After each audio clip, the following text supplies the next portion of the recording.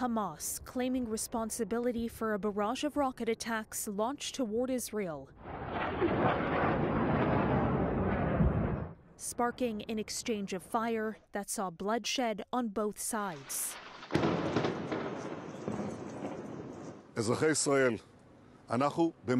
Israeli Prime Minister Benjamin Netanyahu says the country is at war and will win it, as thousands of rockets were fired from Gaza.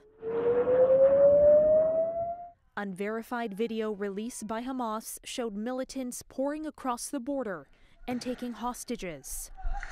According to Israeli authorities, dozens of militants infiltrated Israeli towns by land, sea, and air, and took an unknown number of soldiers and civilians captive in Gaza and surrounding areas in Israel. They've never really done that before. This is unprecedented. This analyst says the attack caught Israel off guard. In the near term, it's fighting to both beat back Hamas, to destroy Hamas infrastructure, and to recover the Israelis who reportedly have been captured. And that itself could take weeks or months. The Israeli military retaliated with huge strikes on Gaza, which has been under blockade by Israel and neighboring Egypt for 16 years.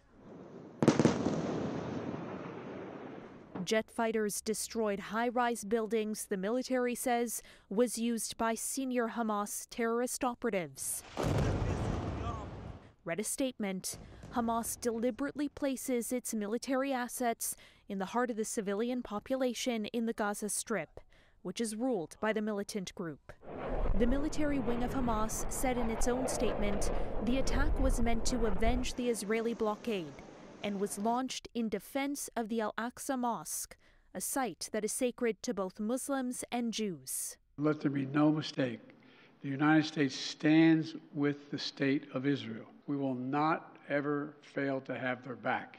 President Joe Biden offering Israel what he described as rock-solid and unwavering support. Israel has the right to defend itself and its people. Full stop. There's never justification for terrorist attacks.